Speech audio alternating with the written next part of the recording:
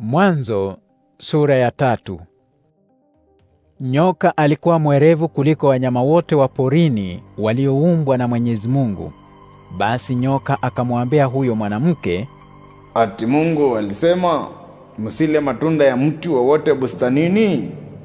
Mwanamke akamjibu huyo nyoka, twaweza kula matunda ya mti wowote bustanini, lakini Mungu alisema msile matunda ya mti ulio katikati ya bustani, wala msiuguse, msije mkafa. Nyoka akamwambia mwanamke, hamtakufa. Mungu alisema hivyo kwa sababu anajua kwamba mkila matunda ya mti huo mtafumbuliwa macho, nanyi mtakuwa kama Mungu, mkijua mema na mabaya. Basi mwanamke alipoona kuwa mti huo ni mzuri kwa chakula, wavutia macho, na kwamba wafaa kwa kupata hekima, akachuma tunda lake, akala, akampa na mumewe, naye pia akala. Mara macho yao yakafumbuliwa, wakatambua kwamba wako uchi. Hivyo wakajishonea majani ya mtini, wakajifanyia mavazi ya kiunoni. Jioni, wakati wa kupunga upepo, huyo mwanamume na mkewe wakasikia hatua za Mwenyezi Mungu akitembea bustanini, nao wakajificha kati ya miti ya bustani, Mwenyezi Mungu asipate kuwaona. Lakini Mwenyezi Mungu akamuita huyo mwanamume, uko wapi? Naye akamjibu, nimesikia hatua zako bustanini, nikaogopa na kujificha, maana nilikuwa uchi.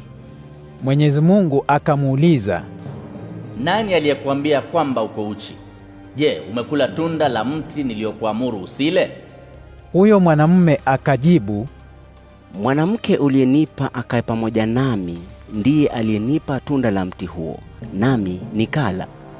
Hapo Mwenyezi Mungu akamuuliza huyo mwanamke, umefanya nini wewe? Mwanamke akamjibu, nyoka alinidanganya, nami nikala. Kisha Mwenyezi Mungu akamwambia nyoka, kwa kuwa umefanya hivyo, umelaaniwa kuliko wanyama wote wa kufugwa na kuliko wanyama wote wa porini.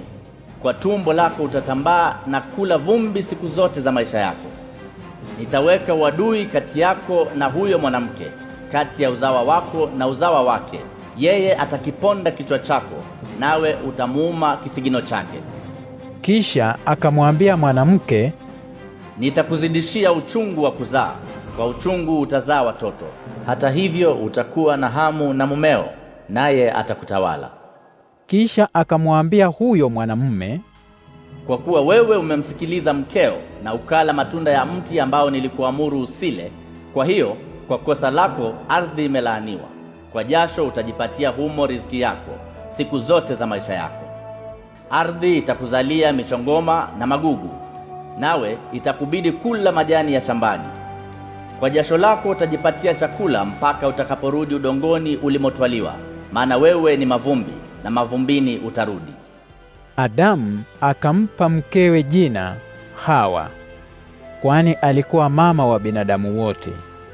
Mwenyezi Mungu akawatengenezea Adamu na mkewe mavazi ya ngozi, akawavika.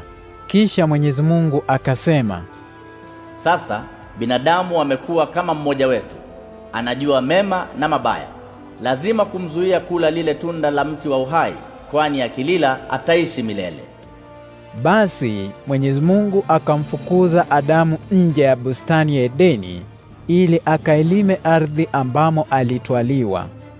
Alimfukuza nje na kuweka mlinzi upande wa mashariki wa bustani ya Edeni, na upanga wa moto uliogeuka huko na huko kuilinda njia iendayo kwenye mti wa uhai.